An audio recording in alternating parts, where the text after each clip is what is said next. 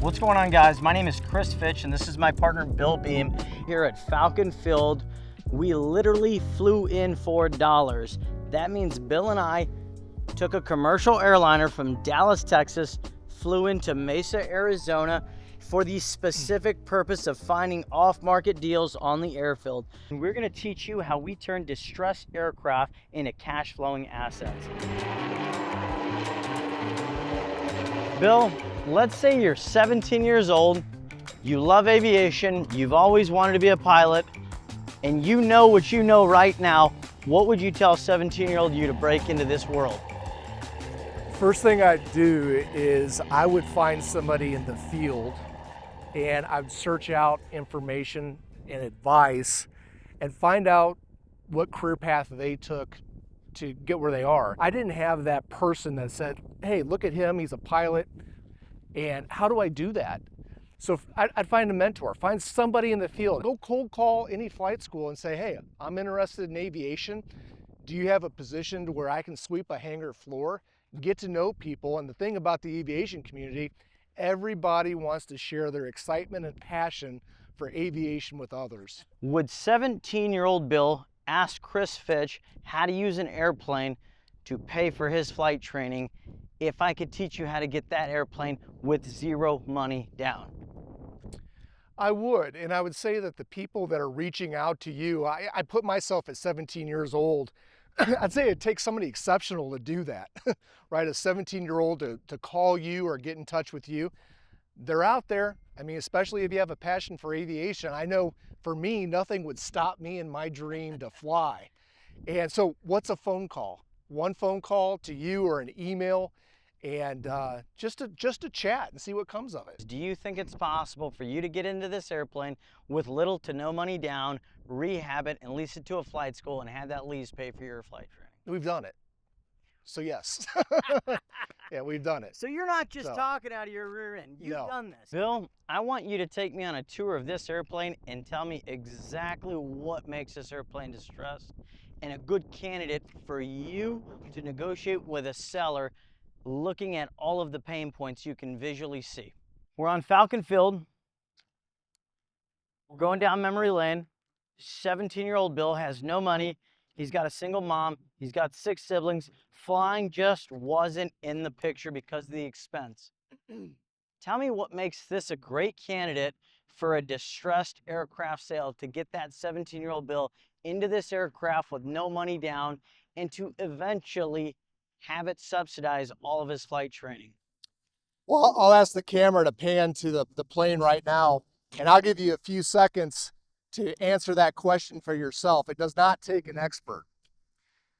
So what we have here is a Cherokee, and Chris mentioned earlier that it looks distressed. The first thing that I see is, one, it has good bones. It needs paint, but it has good bones. It is a trainer that's a staple in flight training schools right now. So I know this is a candidate. Not even approaching the airplane, just standing 10 feet back. I'm looking at the struts. The struts, you know, we have about 3 fingers there, so the struts aren't compressed. I don't see any oil on the ground. Engine's not leaking. The tires, you know, they're not flat. So, I mean, there's a probability that this plane has flown not too long ago, but obviously just on curb appeal, it's not there. There has not been a lot of care and attention given to this plane. So that tells me maybe the owner is distressed, right? That's a possibility. So we know the tail number. We can go into the FAA registry. We can find out who the owner is. And with a simple search, we can get a hold of that owner, present yourself. I'm 17 years old. I'm passionate about flying. Would you be willing to sell your aircraft? And you can engage in that conversation. So what would you offer the seller on this airplane, Bill, if you were negotiating? Without knowing the details, I'm probably looking at, I don't know, mid-20s, low 20s, something like that. Just from my well, we have Cherokees, right? So and we have Cherokees that are a little bit better condition than that, but You just go on Trade a Plane or Controller, look at similar airframes, and compare it to this one, and you can get a pretty good idea of where you can get into it at. Guys, I would take it a step further. I would ask this airplane owner if he would give me the airplane for the simple fact that they've given it no care or attention. I want to create memories that that owner previously had by refurbishing this aircraft. So what I'm saying to you guys is I would ask the owner, hey, give me the airplane, let me partner with you, let me keep the cash and the rehab, and we share in the profit on the back end. So hey, Mr. Owner, I'd like to purchase in, I'd like to become your partner on the airplane. I'll do all of the work. You have the deal, I have the sweat equity. You give me the deal, I'll do all of the work. And at the end, you create a product. And that product is either A, a flight school training lease, or B, a flip. Either way, I'm adding value to that current owner. So I take it a step further and I go all the way far right and ask to be a partner on the deal, or if they'd be willing to donate it to me, and I would let them get to know me. I'd let them know my passion for aviation, my background, how aviation literally saved my life. Literally saved my life. That is an ideology that people want to buy into. Bill, now knowing my pitch, what would you offer this owner? My sweat equity. So you have a lot more value than cash. Oh, always, always. There's way more value in what you can do for the person than the amount of money they have. Guys, if he's willing to take 20 grand, what else is he willing to take and why? Find out what they really want. Let's say the owner of this aircraft, his name is John. John and I get to talking. John and I get to reminiscing about his Cherokee 235 and all of the flight time he's had in it, all of the trips he's taken and his family on. Clearly, he loved this airplane at one point. John, what happened? How did it get in this state? He tells me, Chris, I lost my medical and it just broke my heart because flying was my life and I just couldn't keep up with it. And I hadn't even seen the plane in 3 years, and the airport has been trying to get me to answer the phone, and I've just been too ashamed to come out and look at what I did. Chris, let me ask you a question. How often do you hear those stories that there's more behind the scenes, right? So you had mentioned maybe they lost their medical, maybe they're financially something's going on in the background. There's a family dynamic. You make those calls, you have those conversations. What often do you hear from these sellers? Oftentimes, it's loss of medical, or they couldn't keep up with the expenses of the aircraft. So what I mean by that is they paid for the airplane, which, let's just use arbitrary numbers here. They paid $50,000 for the airplane, but they were naive to the cost it would take to keep that airplane flying.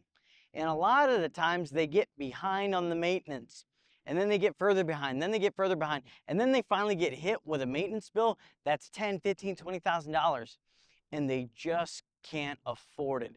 And it ends up in situations like this, and I see it time and time again. But that doesn't draw away from the fact that most pilots are emotionally drawn to their aircraft. It's almost like a family dog or a family cat. So I'll say this, that you had a good distinction there. I think we have a lot of people that want to own airplanes, but they are naive to the fact of what it takes to keep an airplane running. So that 17-year-old comes to this person, and now it's crystal clear to me, they come with a plan of action on how to get this airplane airworthy and benefit from doing that, right?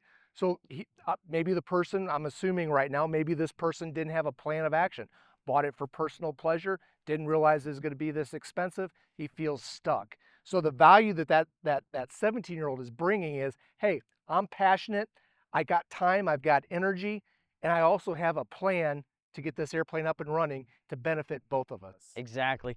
Guys, huge distinction here.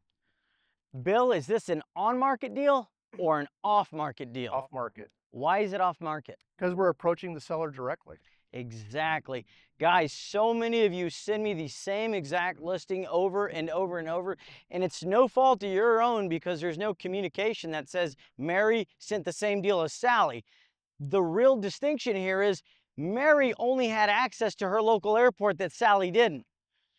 You guys will have much more success accessing your local airports, finding airplanes like this, than submitting them to Bill and I. The on-market deals are great, but it's a saturated retail-filled market that recycles the same listing over and over. This is truly an off-market deal, and we will follow up. If we close on this deal, we will do another YouTube video on exactly how we procured it, the negotiating terms, the exit strategy, whether it's going to be a lease or a flip, and dollar for dollar what we put into this so we can truly show you the equity add that Bill and I do.